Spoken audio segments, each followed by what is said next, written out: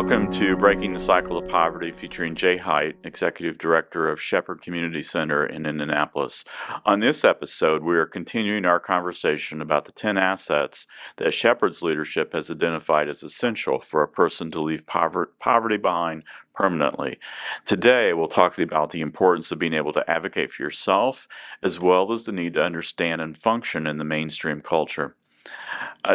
Jay, this may sound obvious, but why is learning to become your own advocate essential to breaking free of poverty? Many times those in poverty, when they have pushed back, they get a strong response. Maybe you remember, Tim, as a kid, you didn't question your parents. Right. Because what we were told, because I told you so. Yes. Yeah, why? Well, for many of our neighbors, they've been told the same thing. Because we're in power, we told you so. And so when you push back or question or advocate for yourself, you're punished. And so we have to help our neighbors understand there's a respectful way to do it, right? Yes. And it's important. And so sometimes when you're told no, you can say, yeah, but. Okay, but. Well, that's not always in their mentality. And so we want to help. And if you told me, hey, Jay, we don't have that medicine, and I'm at the pharmacy, I could go home. Or I could say, but do you have something else? Or could I call my doctor and see? I'm going to figure it out and do the workarounds that are necessary. And so it's helping our neighbors, one, believe in themselves, to advocate for themselves, to believe in themselves that it's okay to question. What we're kind of talking about is perseverance. It is. It is that idea that I have to keep going. Even though there's a roadblock here, I don't stop. Yes. My colleague Tim Street here talks about the young lady who was at Kentucky State University, and they said, you don't have enough money. And so she's like, I'm coming home. And they're like, no, you're not. And what are we going to do? And here's what you need to do. And here are the people you go talk to. But so many times the students that we work with will be told something, the families will be told something, and they just say, okay, that's my only option. And we want them to understand they need to keep pushing. They need to have, as you said, that perseverance to say, okay, I've got a roadblock here, but I'm going to work around that and keep going. So how does Shepherd help somebody to learn to be their own advocate?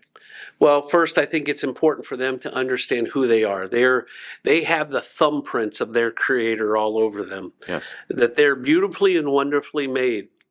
And when we understand that we are God's creation, then God doesn't make mistakes. And then we begin to embrace our specialness because of who He is. And we can say, you know what, it's okay for me to ask why. It's okay for me to keep pushing when my child needs to see the doctor and they tell me there's no appointments. Well, where could I go? Who else could I call? My child, is crying and holding their ear. What do I do? I guarantee you, as a grandfather, if one of my grandkids are with me or my wife and we need to take them to the doctor and we call and they say there's no appointments, we're going to find something. Yes. We're not going to keep that kid crying. And we want our neighbors to know and understand that they can have that same drive, that just because one person says no doesn't mean the answer is totally no. Yeah. Let's shift the conversation a little bit to something I think is very much related, and that's understanding and being able to function in the mainstream culture. Now, as Christians, we often look at the mainstream culture as something that we are skeptical of, I think, to say, but at the same time we have to function in that culture. Why is it so important for somebody to understand and be able to function in our society in general? Well, there are all kinds of unwritten rules. Yes. Things that we maybe inherently have learned because of our upbringing, the uniqueness of our situation. that other folks haven't learned those things. And so then it begins to create difficulties for you because you don't know the unwritten rules, right? Yes. When I was in the country of Ukraine many years ago, and I was talking to someone, my translator grabbed me and said, "You never put your hands in your pockets." Oh, okay, I didn't know that. Yes. And I had my hands in my pocket. I'm always fidgeting, and he said, "You don't do that. That due to their history, there's some rules. You don't do that." Right. Well, then I'm at a church on Sunday morning, and I'm up front, and so I do something that I often do. I cross my legs, and I see my translator about having a heart attack and motioning for me to put my legs down because you never show someone the bottom of your foot. Ah. It's a cultural thing of disrespect. Well, I guarantee you, I wrote the book of everything not to do in my time and how disrespectful I was. You know, one of the things this person asked me, they said, "What do you think?" I told them what I thought. You asked me what I thought, I'm going to tell you. Yes. But culturally, what I should have said is, "Well, tell me what you think." They're being respectful, but to be respectful back, I would ask the same question. Yes. And instead, I spoke. And, you know, I probably can relate very much to Peter. I'm sticking my foot in my mouth a lot. And they said, "You're an arrogant American. Mm. You think you have all the answers." Yes. And I apologized and I learned a lesson. But there are unwritten rules that culturally people have. What are some of those cultural norms, unwritten rules that trip up our neighbors?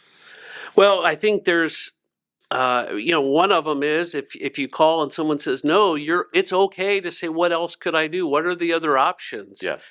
To not take no as the final answer. I think that's one of them. I think a lot of times um, uh, in the power structure of our world, people will tell our neighbors, "You need to trust.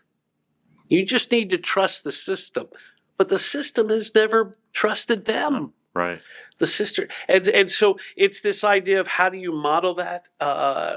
How to make sure you everything from how do we show respect to people in authority, uh, to how do we advocate in the school system, and how not to do some of those Right. things. That you don't go in and, you know, start yelling, and the fact is, this person who you're yelling at had nothing to do with the circumstances that you're with. So you don't have to yell, and you don't have to yell at this person. And that when we're frustrated, I think one of the lessons I had to learn was you walk away, right? Yes. Yes. How does Shepherd help neighbors learn to understand and function in our culture here in Indianapolis and in the broader American society? Well, I think one of the things I think we do is with the college students, we don't tell them, or we don't do for them what they could do for our adults. We instruct them how, and you know, we talk about being paracletes, the Greek word for the Holy Spirit, the one who comes alongside to help carry the load. I'm not here to do it for you, because then all I've done is do it. But if I come alongside and help you accomplish it, you celebrate the success and its strength beside. And we want to be the paraclete, the strength beside, to help our neighbors be able to celebrate what they've been able to do. It's one of the things that we do at Christmas, where we allow parents to shop for their kids. Instead of us getting them gifts, we're letting the parents provide for them and reaffirm the role of the parents. You know, one of the things that we've done for years, when we get tickets to a Pacers game, tickets to a Colts game, one time we used to get tickets and I would take students, and finally one of the dads says, "I wish I could take my kid." to the game. Yes. And so now we give them to families and we help them have parking and we help them make sure that they have money to buy something, Right. to eat and drink while they're there. Yeah, that's great. That's great. So an increasing number of people in Indiana and really throughout the country come from other cultures, other countries. They have their own traditions and norms. And Shepherd's neighbors certainly have a diverse set of experiences. How do you help someone from a different culture to understand the social norms and expectations here without erasing their own experiences and heritage?